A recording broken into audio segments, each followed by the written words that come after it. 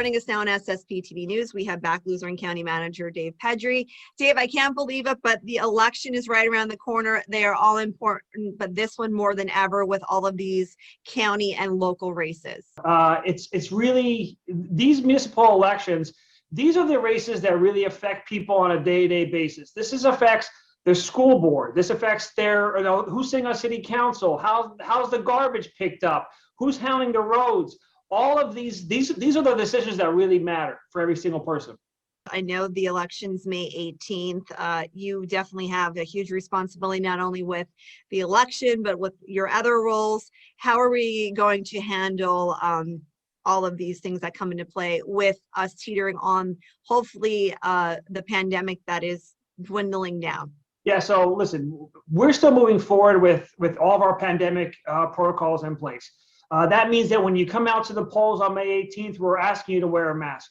You're not required to wear a mask. If you don't want to wear a mask, you don't have to wear a mask, but we'll have them there to make sure that if people want to wear a mask, they'll be there to protect themselves, as well as the poll workers who are also there to make sure that they're safe as well. There'll be hand sanitizer as well.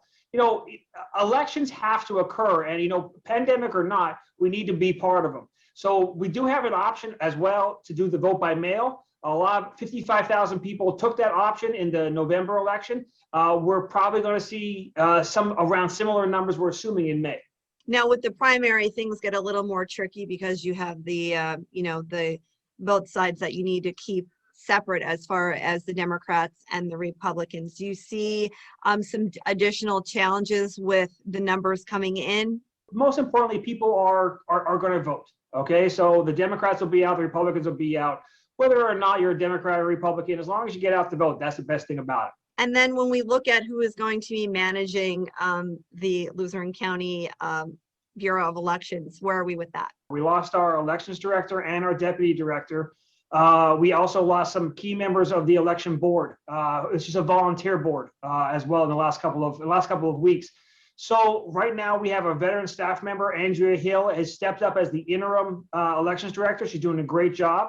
We're hopefully going to be able to fill that position permanently pretty soon. And, hopefully county council will make some appointments pretty soon as well. I would say this to the members of the public. If you're interested in serving on the election board or really any Luzerne County board, we're always looking for good applicants. Put an application in because we need people for these volunteer boards. They're so important.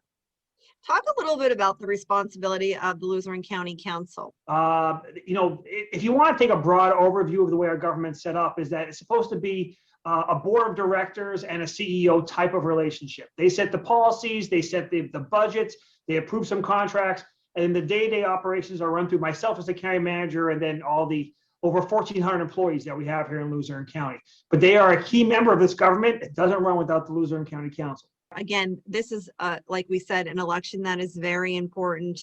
You're going to be able to vote in person. You're going to be able to vote by mail. Most importantly, to encourage voters to vote, but to also to know the candidates. Take the time to really know your plan. All this information is out there. You can go to luzernecounty.org.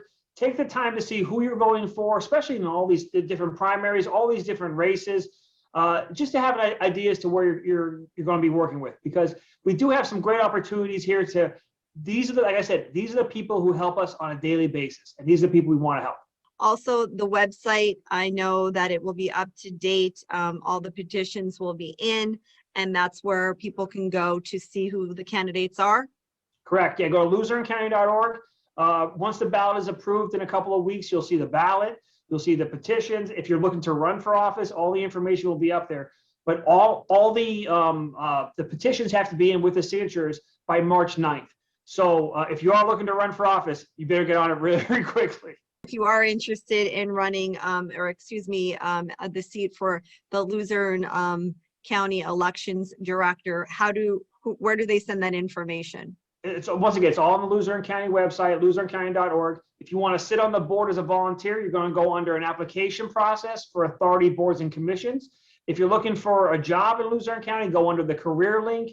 We're always looking for the best and the brightest, not only for the elections job, but really all these different jobs we have here in the county. Thanks always for touching base with here. Keep in touch.